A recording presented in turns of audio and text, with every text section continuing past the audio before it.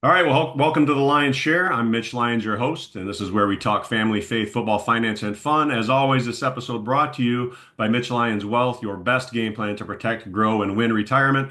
Today, we have a great guest with it being Michigan State week. We thought we'd bring in old coach Dantonio, all-time winningest coach at Michigan State, and had a pretty good record against the Wolverines as well. So we thought we'd have him on and have some fun. Coach, welcome to the show. Thanks so much, Mitch. Notice you said old, so get us Well, old started. coach, previous coach, let's say that. Yeah. We're all older, right? So I just got back from 2.5 days of NFL physical down at Tulane, and so I'm finding out I'm getting older. So what are you gonna do? Just gotta stay ahead of the curve. So well, listen. First off, just want to state congratulations to you being elected to the College Football Hall of Fame. I know you're a humble guy, and you're going to deflect all the praise to your coaches and your team and your players, which is great, and that's true. But at the end of the day, someone's got to lead that program, and you were the leader, and so congrats to you on that. Thanks so much. And as you said, a lot of people involved. When you're the head coach, to get things going in that direction, everybody's got to do their job. So job As well you done. look back on that, I mean, 13 years at Michigan State, a few at Cincinnati before that. I mean, you think of it in its in totality. I guess what does that just mean to you? I mean, as a young coach starting out, you probably didn't have College Football Hall of Fame in your head. You were probably just trying to stay employed at that spot another year. So looking back on that now, what does that mean to you? Well, when we came to Michigan State, we wanted to do certain things, wanted to measure up in state, send players to the NFL and graduate players and do things of that nature and certainly win championships. And then the final thing was that you wanted to leave something behind, something permanent behind that people could look at. And I mean, I had no idea it would be this, but we did want to leave a legacy behind in terms of an era and say, okay, in this particular era, this is what we did. And but as I said earlier, when you look at the Ring of Honor, see my name up there. I hope you see all the different players, the Kirk Cousins, the I go on and on about the Yeah. players, Well, and it you was had some great to great see ones, them. no doubt. And as you look back when you came in 2007, obviously Michigan State had been going through a tough patch there. Not a lot of success in the previous, 5, 6 seasons. What do you look back on? I guess what do for those folks out there that are listening and that are business owners or entrepreneurs and trying to maybe turn around a company and whatnot, what would you say were your biggest keys to turning the program around? Well, when I came in, I asked myself, was the program broken or did it just need to be fixed? And I felt like it just needed to be fixed. So, um, first of all, it was the fifth time that I was doing this with a new staff. So I'd first gone to Youngstown State with Jim Tressel, you know, Nick Saban first time, Ohio State first time, new staff, Cincinnati new staff. So this was the fifth time this was happening. So there was Right. sort of a blueprint there to be successful. But brought our own coach, brought my coaches with me, and then hired Dan Enos. So he had been with us for a couple of years. So we had all that in place. And then the other thing I wanted to do, I came in and walked in and said to our coaches, I don't want to lose any players, none, from the current staff, the current player group, because I just felt like if we could all go together, we could be successful. So I didn't look to lose anybody, and we didn't. We didn't lose one player, and because of that, I thought we were successful. We had some good players. There were some good players. Yeah. And coming off looking back when you talk about not losing players and you look at today's landscape, right? I mean, It's it's a completely different, different. it's completely different. And I wanted to ask you, I mean, what are your thoughts? I mean, would you even want to coach in this era? Are you glad you kind of got out of it before it kind of hit its full go in the NIL era? Well, I think it's more difficult. It's a little bit more fast paced, I guess you'd say. The developmental players that start to play their third year, they're not as patient as they used to be, Right. probably. But I still think it's coaching. It's being around young people, and it was a difficult situation last year when I went back for the rest of the season with Coach Barnett. But I enjoyed the being around football. I enjoy being around young people and players, and so there's still that aspect of it that's very, very positive for me. Yeah. Well, being around young people, you're a new grandpa. You've got a couple Yeah. grandchildren. What's that been? What's that experience been for you? Yeah, well, that's challenging at times, I love but that smile, though. yeah, but we see them a lot, and little Charlotte's 4, and little Mark is 2. That's awesome. So they're good. They've been exposed a little bit to football games, a little bit, and things of that nature. So they're on track. Yeah. Well, do you envision taking over when little Mark gets to flag football age? You envision taking over the coaching reins again? No, I think his dad played college football. His dad's Nathan Carpenter, and Rob Carpenter and Bobby Carpenter and that family. So Yeah. he knows what he's doing. He's played at Ohio Well, U. I mean, he's got a pretty good assistant in the family, at least. I mean, I think he'd at least, talk about bringing you on staff, but we'll see, I guess. Yeah, exactly. I was talking to Coach Cower last week, and his daughters, both two of them married professional athletes. I told him the standards are high, and he says, and I said, what do you do with your pregame and postgames? You giving them any halftime speeches, anything like that? And he goes, it's all about humility at this point. They got enough people telling them how good they're going to be and how great they are, and he goes, I'm only preaching humility at this point. So. Yeah, But that's fun. exactly. Yeah, we have a couple grandsons ourselves, and it's totally different dynamic than even having your own kids. It's a lot of fun, and so I'm glad you're enjoying that. All right, so let's turn to this week. It's Michigan State week, which in the state of Michigan obviously has a big meaning. And going back looking when you took over the reins at Michigan State, we'd lost 5 straight games to Michigan. And then you come in 2007. I was at the game. Everybody there remembers it. Everybody remembers it anyway because of what transpired after the game, and then certainly the years after. But I remember it, man. We were up 24-14. It was looking good. It's in the fourth quarter, and a couple plays just go the wrong way. Chad Henne gets blindsided, fumbles, Yep, and the running back it picks up. Michael Hart picks up the should ball, have gets won a the first game. down. Gets a first Second and down. 7. Yep. If we cover that fumble up, the game's over, and they go on and they pull it out. To their credit, they pull it out. But then they get a little cocky in the post game with Mike Hart's comments, which you took offense to, and I think the whole Spartan Nation jumped on board. If they weren't on board, they were on board after that. And then you went on a pretty good little run against Michigan over the next decade. Winning 8 of 10, and it was that game though set the tone without a doubt, and probably I wouldn't say your most famous moment because you went on to greater heights, but that's the one that true Spartan fans always remember and repeat to this day is that'll never be over. Yeah, it's interesting because you're always challenged to go on to the next thing, and one of the things that we did when we first came was we put the clock up on the wall and said this many days to the Michigan game, and we knew we had to measure up, and that was the first thing that we had to do in state is win the in-state battles before you could sort of challenge for Big Ten championships and things of that nature. So that was a priority, but I also measured, how we play after a big game. So I always measured, in 13 years, what was our record after the Michigan game, and it was 11-2. Yeah. So Well, I we can tell you that responded. year. I remember that year specifically. You guys, I went because I took the whole fam down to Purdue, and you guys bounced back with a nice win against Purdue after that loss. Yeah, so that was important, but really, I mean, when I was sitting there, I didn't know that Mike Hart had made that, so because I was on to the next thing. Yeah, yeah, So I did not know that he had made that statement, because I didn't read the papers or anything like that after that game, and it was Monday or something. And so it sort of caught me by surprise. So I just sort of responded. It's not something I went in there and I just sort of responded. I guess yeah, the competitiveness or whatever you say,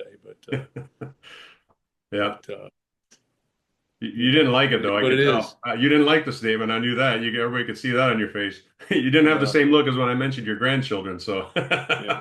I but did say at the end of that thing, if people watch the end of that thing, I say, "Hey, you want to talk about Purdue?" And I flash them a smile, but nobody puts that on there. yeah. Well, that was the beginning of a heck of a run. Yeah, I think he goes. Yeah, I think next year was when you went down there, and I think Blair White had about a 70-yarder, and that kind of set the tone. Yeah, And you guys went on a heck of a run. And for Michigan State fans, it was one wild ride. You had a bit of a bump in the road in '09, and then really from then on, it was a heck of a ride for the next 6, 7 years for sure, specifically. And I mean, you look back on, and I always look back on that 2011 team, right? The heartbreaking loss in the Big Ten title game, Kirk Cousins' senior year. And right. Man, but it was as a Detroit sports fan, for me, I always related to the Pistons, right? The Pistons, when they got Isaiah Thomas, they got one step closer every single year, and it was painful as a fan because man, your heart was broken by the Celtics and then the Lakers. But by the time you finally got to the top of that mountain, it made it that much more special. But that game still. I mean, my Yeah, family, we had tears in our eyes walking back to yeah. the hotel because it just got ripped from you, it was such a great game. It was one of the best college football games of all time. And we came out on the wrong end of it. I remember having the banquet the next day, right? We had to do the banquet the next day, and it felt like a funeral at the beginning. But then they announced the bowl game. We were going to be able to play Georgia.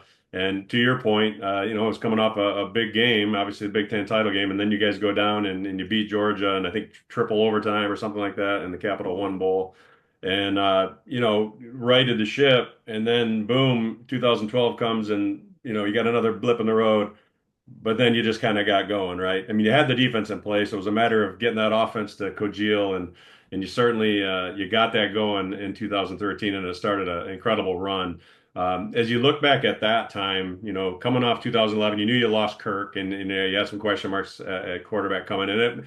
And a lot of it got put on the quarterback, but it wasn't just the quarterback. Obviously, it's a team game, and there was a lot of drops that year, I recall, in A lot of 2012, drops. which didn't help us.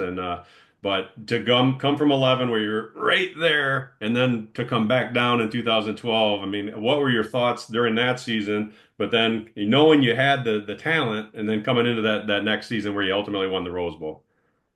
Well, the 11 game Russell Wilson versus Kirk Cousins, and Kirk was hot. And I remember a lot of different things. Keyshawn making the catch on the sideline, but Oh, there's so many Tat great missed. plays in that game. And then The Isaiah pitch running back to underneath. pitch back to nickel. You know, Yeah. there were, but I felt like we should have won the game. At the end of it. But credit Wisconsin. But at the same time, I knew that we had gotten to that point, and we had gotten to the point where the expectation now was that we were going to play for championships. And really, if you look at it, we played in the first championship game, and then we played in 13 and 15. So we played in 3 out of the first 5 championship games. And so I knew that when we get back there, we'd be more prepared, and we would know and understand a little bit more about it, and we would be successful, a little bit more successful. And that's what happened in 13.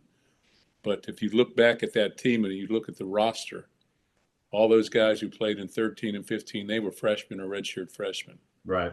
And so it was an extremely talented roster, and guys like Keyshawn Martin, and I can go on, Right. Le'Veon Bell, and guys that played significantly, William Golston, guys that are Williams still playing in the NFL. Yeah, he is. Kirk Cousins, a lot of guys that are played in the league, and obviously you get guys like that playing, and you can be successful. Yeah, and then obviously you go on and you have the 3-year run was unbelievable. 13, 14, 15. You finished third, fifth, and sixth. In my mind, I still think we could have, should have been national champs. I think we would have won it if we got in that title game. We can not to play sour grapes, but we can thank the refs at Notre Dame for a bunch of yellow flags. That was just ridiculous in any I sport. saw that. I saw a tweet on the date of the game or something. I saw a recent tweet, and they showed those plays again, and it's crazy Yeah, it how was they called ridiculous. interference on those plays. It's crazy. Now maybe Yeah. we wouldn't have won the game anyway, but it was Uh, tight. it didn't help with all those flags. So yeah, the no-fly zone was getting taken on mortar fire. So Yeah, by the referees, but you go on, you have a magical season, and even that year, I remember talking to Max Bola in preseason practice, and he said, "Mitch, if they can get us 14, talking about the offense, if they can get us 14 points a game, we'll go undefeated." And he wasn't far off. I mean, he yeah, wasn't far off.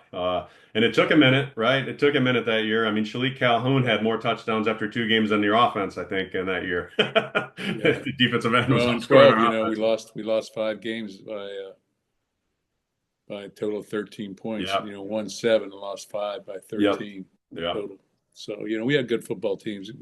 Good on the defense, but we had talented offensive players too. Oh But yeah, it's a we just fine didn't have line. the couple times. Yeah, it's a fine line between winning and losing, and often, and Coach Carr always used to say it's going to come down to 4 or 5 plays, and I wish I could tell you which 4 or 5 they're going to be, guys, but I can't. You got to play everyone like it's the one, and So, but 13, obviously, it took a minute for the offense to get going, and then Connor Cook, he finally gets a start. I remember he has a pretty good game against Youngstown State, I believe it was, and that kind of from that point on, it clicked, and it was a magical ride. And then in 14, we lost a couple tough games, but still finished fifth in the country, ranked fifth, and then 15, you make the first, I guess it was the first Final Four, the first year of the college football playoff, I think, right? And so quite a run. And so a tremendous time, but the bottom line through all that, let's be honest, you were tearing up Michigan pretty good to go back to the Michigan State week here. You had a pretty good run, and 13 and 14. I don't think there's anything better than those two games. For whatever reason, I think it was because we had the division change up and whatnot. We got them back-to-back years at Michigan State. And Yeah. the one year was just both years were a drubbing, but the one year in particular, I think what was it, minus 49 yards or something like that rushing, or Yeah, something like that. it was something to behold watching that defense just dismantle them, and it was fun. I remember Connor Cook running over the safety on the first drive, just kind of setting the tone for the whole game, and it didn't let up. And Spartan fans certainly love that. As you look back on your career in its totality, Coach, and obviously I'm sure those Michigan games are a bright spot for sure. Those wins you won I think 8 times overall against Michigan. 8 out of 10 years there, we had a great stretch. What would you say, looking back, you had a lot of successes, but what would you say was your biggest success as you look back, or which moment, I guess, are you most proud of as you look back at it? I try and just take them as they come, really. But I think that one of the best feelings were, you could go through. There's a lot of them, really. I mean, winning down there for the first time. Winning back to back. For the first time. Won four straight, and then lost one, and then won three straight. But that bus ride home from Michigan after you win, Yeah. I don't know if you've experienced that, Oh yeah, but 1990. that's a Beat them when they special were that's a number one. special feeling. So when we went down there in 8 and 10, and we won down there in 15 and 17, and really the 17 season, coming off a 3-9 season, the 17 season to flip it to go 9-3, Right. that might have been as satisfying as any of them. Yeah, that was a lot of fun. Uh, yeah, I know for me and some of my family, not our whole family wasn't down there for the whoa, he has trouble with the snap, but Coach, I mean, for specifically Grace and I, my youngest, I mean, and uh, it was unbelievable. I mean, and any fan that not all of us stuck around. Everybody wants to say they were still there, but not everybody was still there because I Right. know a lot of them had left the building, and a lot of Michigan fans too, for that matter, because it looked like it was over, man. The dirt was getting thrown on the grave, and the way that thing went down, I'll never forget. Because you guys got stopped on fourth down, and I started doing the math in my head, and I said, I'm going to hold on. There's going to be some time left. Crazier things have happened, and the Michigan fan behind me said, Yeah, I've seen some crazy stuff happen in this stadium. The Cradell throw, and I'm like, Yeah, you never know. And that play happens, and Jalen Watts Jackson takes it in. I mean, I'm got goosebumps right now thinking about it because if I'm Mark Dantonio, for me in the Michigan State, that it's that bus ride home because it was so Right. improbable, and the way you told, later come to find out, you tell the team to take 10 seconds to think about this game, before Yeah, you get that off was the great. buses. I mean, just unbelievable. One of the, Well, when the night before,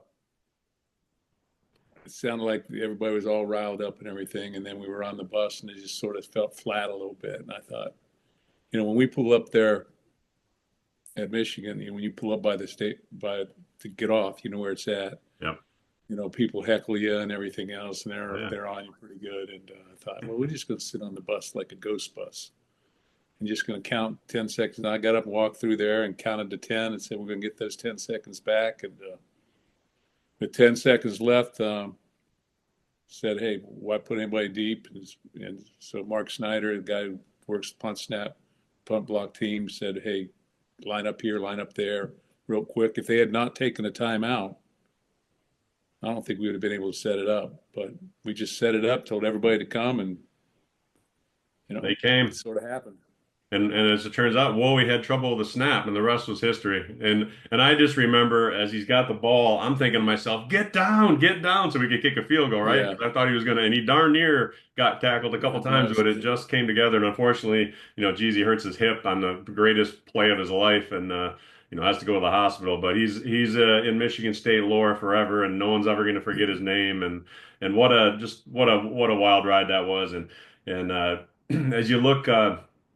As you look forward, I guess, as we go down there this week, again Sure. down in Michigan, and now you're looking at it as a fan, but obviously with a vested interest. Jonathan Smith, what are your thoughts on Jonathan and just what he's done to date? Obviously, he's kind of trying to pick up the pieces a little bit from some, from struggles coming off the Tucker era, and then obviously Harlan taking over the rest of last year and all that. But I feel like they've got a big win last week, and I think the mojo's pretty good heading down to Ann Arbor this week.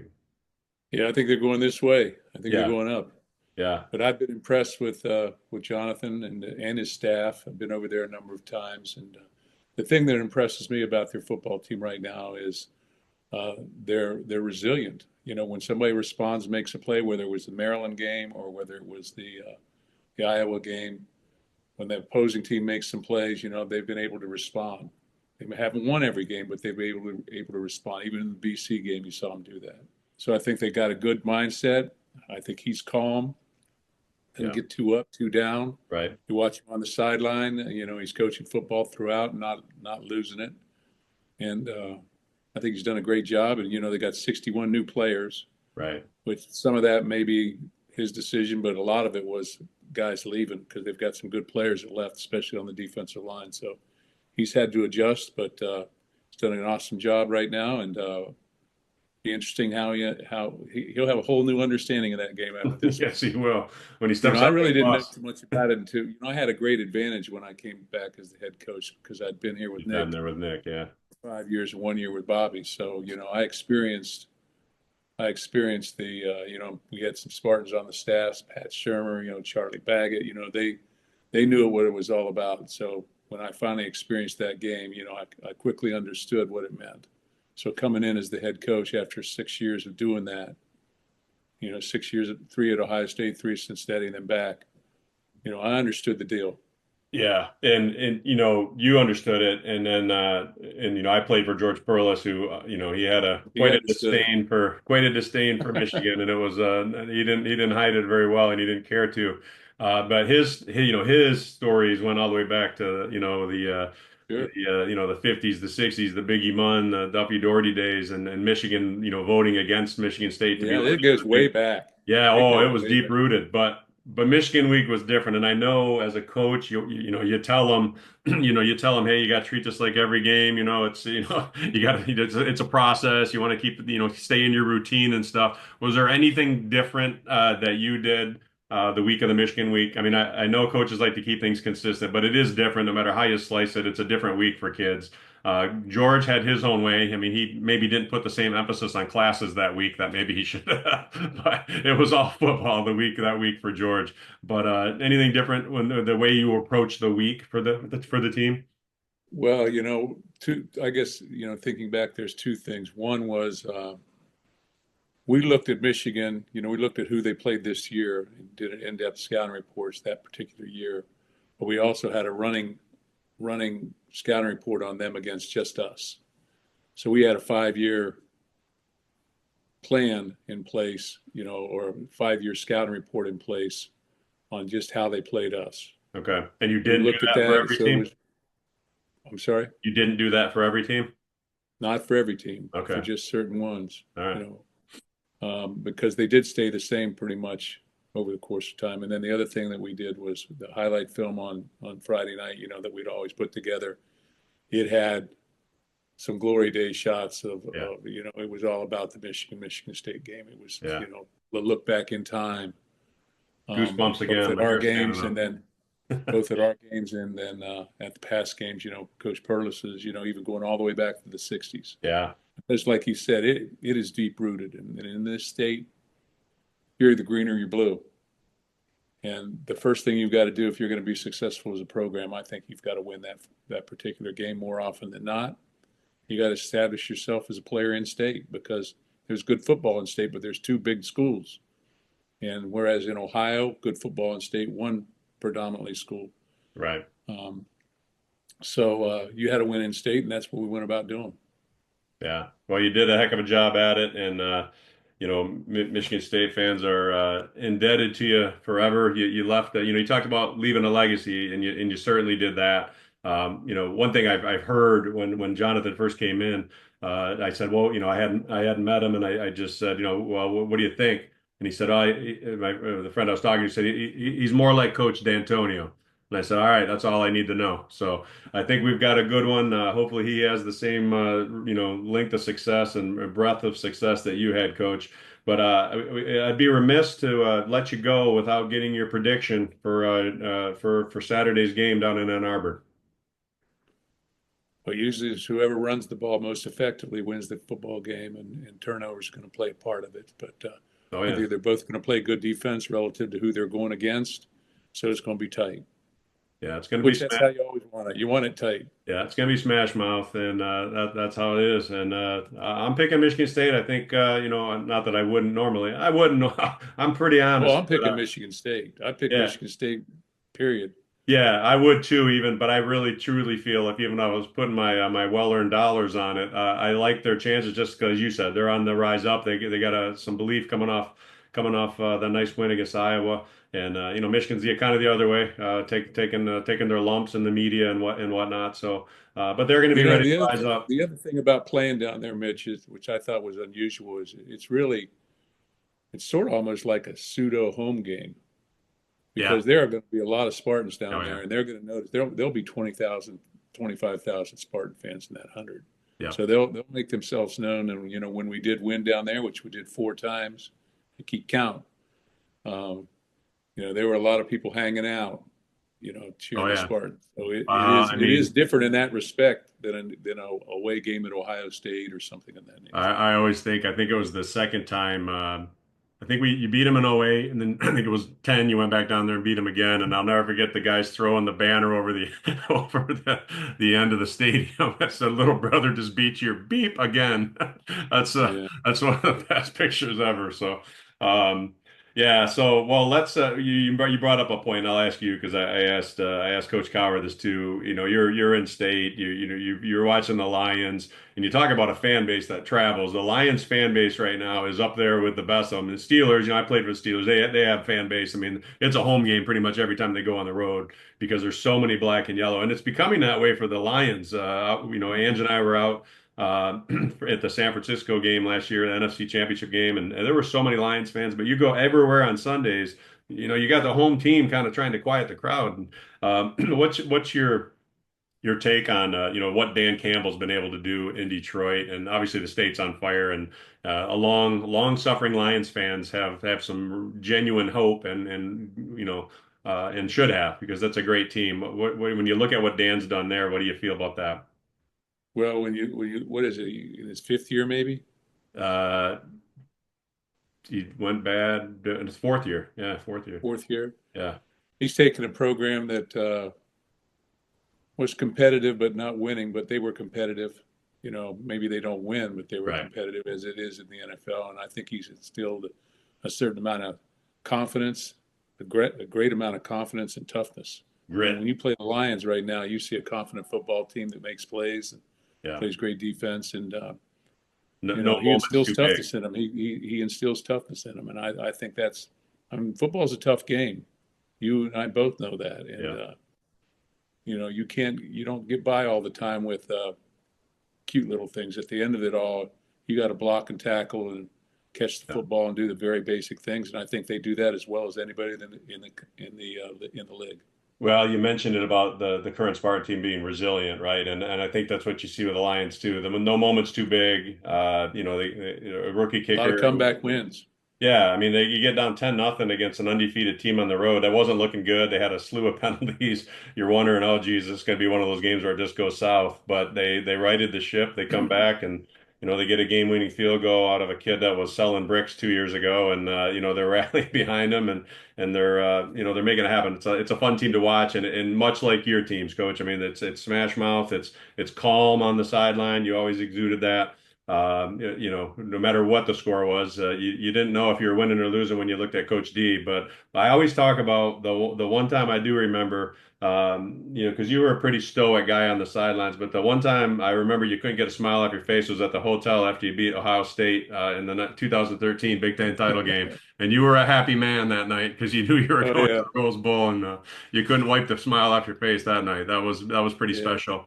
And that You Rose know, I mean, Bowl. I think that players and teams, not to keep you, but Oh, you're fine. when you I got all start, when your players, and the Lions have this now too, but when your players start leading on the field as opposed to you leading on the field, yeah, that's when you've got it. That's when yeah, you've captured the magic because then they've instilled confidence and they've been there and done that. And for Connor Cook to make plays, he's done it. He'd done it in the past, or right, whoever it was, and Max Bulla, whoever it was.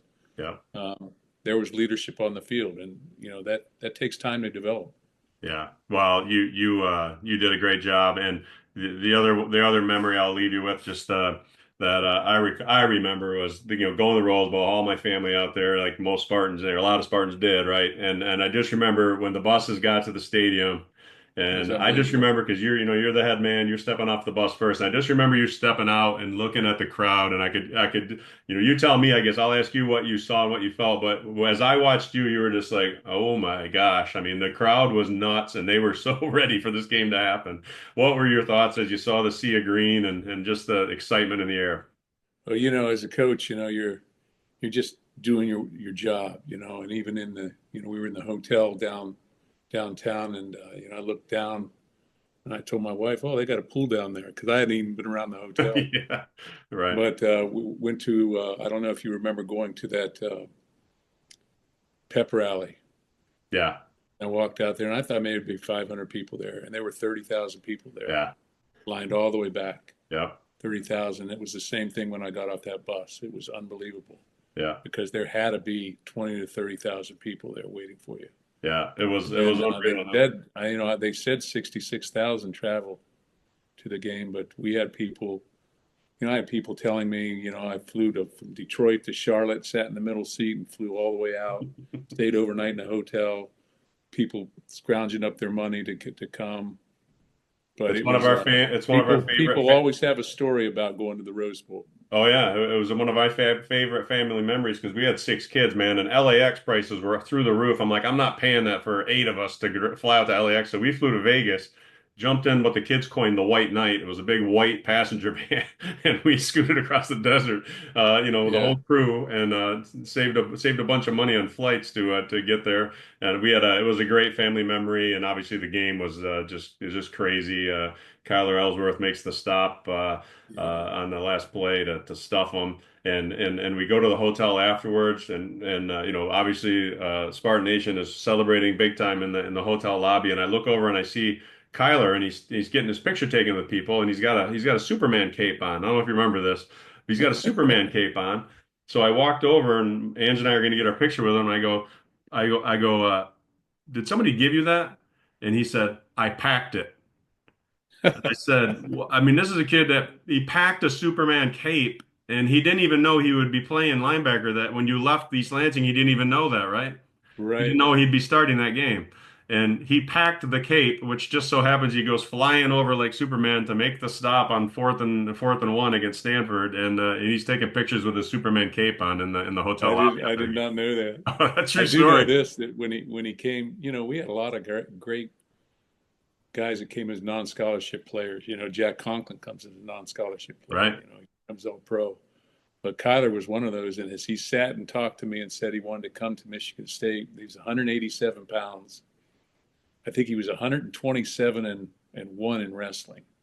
Been offered wrestling scholarships in the Big Ten, and he said he Yeah. wanted to come and play linebacker. And I was like, about 100. He wrestled 185 or whatever, and he ended up playing it. I think when at the Rose Bowl he was 230, Yeah. 227, 230, could run, make hits. He was a wide receiver, sort of defensive back in high school, strong safety. But just another message for young people, Yeah, that's you right. know, development and stay the course. And it's about getting better. And we had a lot of players come in at this level and play at that level inevitably. And Well, that's what yeah. I mean, college football. You don't really know who's going to turn out when they're 18, 17 years old. You don't know who's going to grow up and and become what? That's why I always said people get all hung up on these, the 4 stars and the 5 stars. And I say, Coach D's been beating Michigan with 3 stars for 10 years. I said, tell me what star they are after a couple years, after year two or after year three. Don't tell me what they are coming out of high school because a lot happens to a boy's body when he becomes a man, in that time frame. But like to your point, I mean, the game's changed. I mean, it's geez, because not only do you have to recruit the kid out of high school now you got to recruit him every single year to stay with your program. And that's what I Right. think is driving probably a lot of guys away from from the game. Honestly, just Yeah. I that's mean, really, I mean, it's professional sports. and it's worse. I'm waiting for them to say, hey, you know what? Johnny can transfer in mid-year and still play. Yeah, yeah. You know, if it's before Lose in the September. semifinal, and he can play for another team in the final. Yeah. So I don't know. Yeah, it's crazy. It's It is crazy, but crazy. it is, times are crazy across the country in a lot of ways. Oh, no question. And hey, it's So, election but season, so we know the full I look game of back in my bets. career, we had good kids. We kept our staff together. I think in 13 years, we had 16 coaches. Well, you were So very I was again. stubborn. Well, no, well, stubborn. I mean, George didn't make a lot of changes either, right? And he took a lot of heat for it. You can't really take heat for it because you took some heat towards the end when a couple years went the other way a little bit, and people wanted you to make changes, and you made some changes, but you were very stable. Your staff was, I mean, that's so unheard of in sports, right? Not just football, but in sports in general. I mean, you had some guys that were with you a long time, and that stability obviously lended itself to your success for sure. And I relate that back. I think there's a lot of correlations. Cower and I were talking about this last week about the correlation, and a lot of it I think was George being at Pittsburgh through the Steel Curtain days, and then bringing all that kind of. But I mean, you think about stability, right? I mean, the Steelers having 3 coaches since 1969. That's Yeah. unbelievable. I mean, I don't know who second place is, but it's not even close to 3 coaches since 1969, right? No. 55 years later. And And you but look at things, the way I looked at things, you have the same teacher in the classroom or the same principal as a head coach in your school system for 13 years or the same teacher for 10 years. That's a lot of time in history. yeah, And if a guy's a good teacher and he's a good person, he can develop young people, that's not going to change. You can be innovative and you can change the way you coach a little bit and tweak things, but the basic soul of that individual stays the same. And that's why I did it.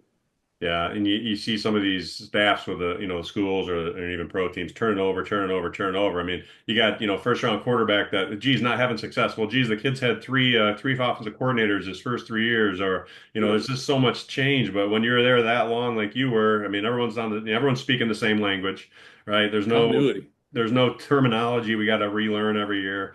It's just it lends itself to success, and I think that was a huge part of your ability to achieve what you did. And so, Well, even when we started in '07, it brought our staff. So we didn't have to sit there and say, we're going to call this blank, yeah, or we're going to do this way, or this right. is what we believe in philosophically. There was already a pattern there, and there was always a system there and terminology, and then we could teach it to our players. But I think you win with continuity. I do, because Yeah, football is such a reaction game. yeah, That you've got to be coached up on the specific techniques relative to what you're calling. yeah. Well, that's awesome, and I think you're spreading a lot of wisdom there, and I really appreciate you coming on the show, Mark, and especially as this big week. When I originally was reaching out to you, I hadn't even put two and two together. This was Michigan week, and then I had to reschedule with you because of my NFL physical thing. And I'm glad you were able to jump on this morning. We'll get this out for everyone's enjoyment, prior to the game. And I really appreciate your time and wish you well in your new career as a full-time grandpa. And I'll expect big things out of those Dantonio kids. Thanks for having us on, Mitch, and go green. All right, go white.